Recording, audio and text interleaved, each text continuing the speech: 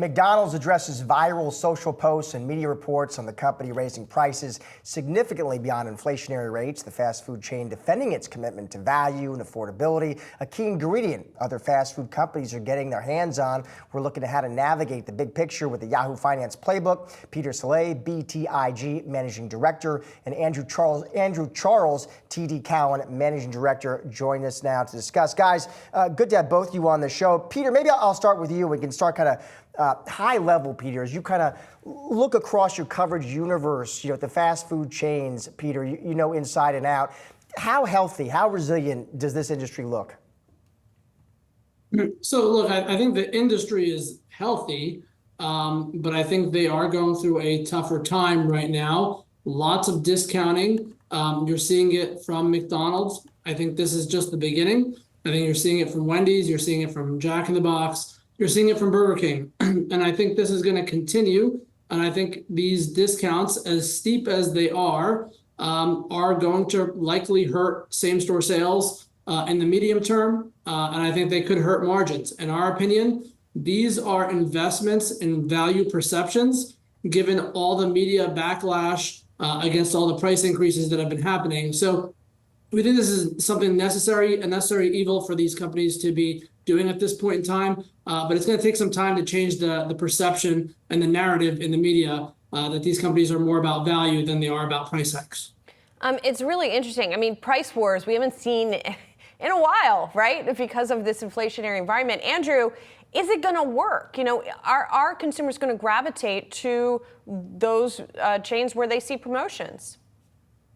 Thanks for having me. So we're cautiously optimistic, but I would say the last time we saw this, to your point, was in 2018. Not a banner year for McDonald's. You had same-store sales of about 2.5%. It's a little bit above the consensus right now for 2% for the year. And during that time, traffic was negative by about 2.2%. So the analog here is not great. I think that the numbers are achievable, though, for McDonald's based on this strategy.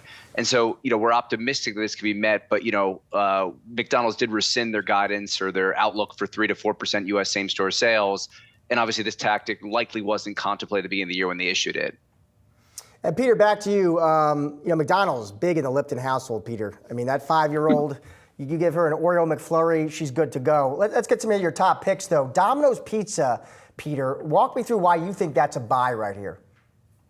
Yeah, so Domino's is our top pick, the only QSR that we are bullish on. And it's a self-help story. They got several initiatives that they're working on or that are going to drive same-store sales, and they're very company-specific. First of which is the change in the rewards program, which really happened September of 2023. So that gives them a benefit. Really, it carries through the full year of 2024, and they're already seeing increases in transactions across the board with that change. And then when you look at the change in the Uber Eats partnership that they added, at the beginning of this year, that is starting to add some incremental sales as well. They think they'll exit the year close to 3% sales mix. The vast majority of that is going to be incremental this year. And then they can layer on top of that in 2025, adding on DoorDash and other partnerships as well. So I think they have a lot of self-help initiatives going on that'll drive that mid-single digit same-store sales growth, and that's why we're bullish on them. And Peter, how is pizza viewed in the sort of value chain, right? Do you think consumers say, oh, am I going to go to McDonald's or am I going to order a pizza? And that pizza is viewed as a good value proposition? Yes, I do think pizza is a cheaper alternative in terms of feeding a family of 4, probably for like $30. Can't do that these days at any of the other QSRs. I don't know that pizza is necessarily taking share from these other fast food players at this point. I don't believe that to be the case. I do think pizza just continues to grow at a very low single-digit rate. Will continue to grow at that rate. But I do think it's probably one of the better value propositions out there in the quick service space. Andrew, I'm looking across your coverage universe, a number of buys. One hold that sticks out to me is Wendy's. How come you're on the sidelines there, Andrew? And what would you need to see to get more bullish? Yeah, we're worried about McDonald's share gains, from this. if we go back to 2018, Wendy's and Jack in the Box were two names that noticeably McDonald's gained share from.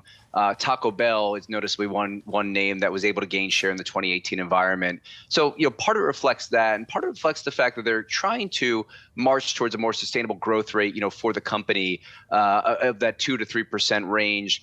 We're a bit more concerned on their ability to do so, given high interest rates. Given that it's been a challenging cash flow story for franchise operators for the last several years. Unfortunately, Wendy's we don't think is immune from that. And the fact they've missed their development targets in recent years as well leads us to believe that there's better opportunities elsewhere versus Wendy's. And Peter, back to you for a sec here, because you recently upgraded Darden. I know, not exactly in the same category, but talk to us about what you're looking at in that situation. Yeah, so for Darden, we view it as a best-in-class casual diner. I think you've seen same-store sales trends improve as we've gone through this year, from January through February, March, and into April.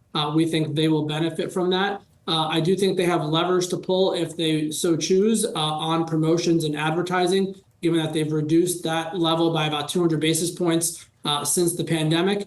I also think they can be a great beneficiary of the weakness over at Red Lobster. Red Lobster announced the bankruptcy a couple weeks ago. They closed about 100 stores. Darden or Olive Garden and Red Lobster share a parking lot in about 400 locations. There's a lot of overlap there. We think a weaker Red Lobster is a benefit to Olive Garden, and so we went ahead and upgraded shares of Darden. Andrew, we were just talking about Wendy's, and of course, they made all kinds of headlines for dynamic pricing. I'm just curious, Andrew, that issue, dynamic pricing, is that a real potential change you could see kind of ripple through the industry you cover? It's interesting. You think about dynamic pricing. I mean, when you look at the delivery platforms, the Uber Eats, DoorDash, et cetera, typically you see about a 20% markup there. And so I would call that dynamic pricing. I think there was a PR snafu when Wendy's messaged what they were looking to do. It seemed like it was a bit misinterpreted, but they eventually backed off what they planned to do. So I think it would have to be handled delicately. Certainly third-party delivery makes a lot of sense. That's a convenience-based occasion, not a value-based occasion, where restaurants can charge more. I would be curious if we think philosophically, though, about the industry, that restaurants in general talk about how the best prices and deals are available through their app. So it kind of fits your point just about the dynamic pricing, that it just has to be done in a way with finesse. But I think there's absolutely a way for this to be done, and a way that restaurants are looking at this. I think the word choice will be a little bit different, though.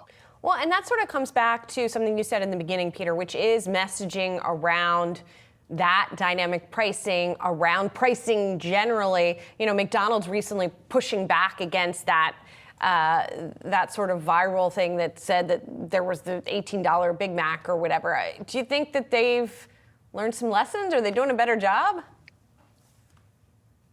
So for McDonald's specifically, I don't know that, they haven't taken an outsized amount of pricing.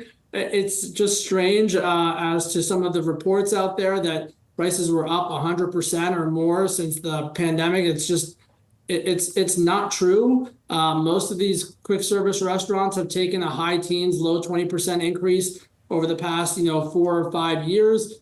Pretty consistent across the industry. So not sure where those numbers are coming from, but clearly when the discrepancy is that wide, they needed to push back and clarify a little bit. And I think they did a good job of doing that with the letter that they put out. Guys, good to see you. Thanks a lot. Thank you.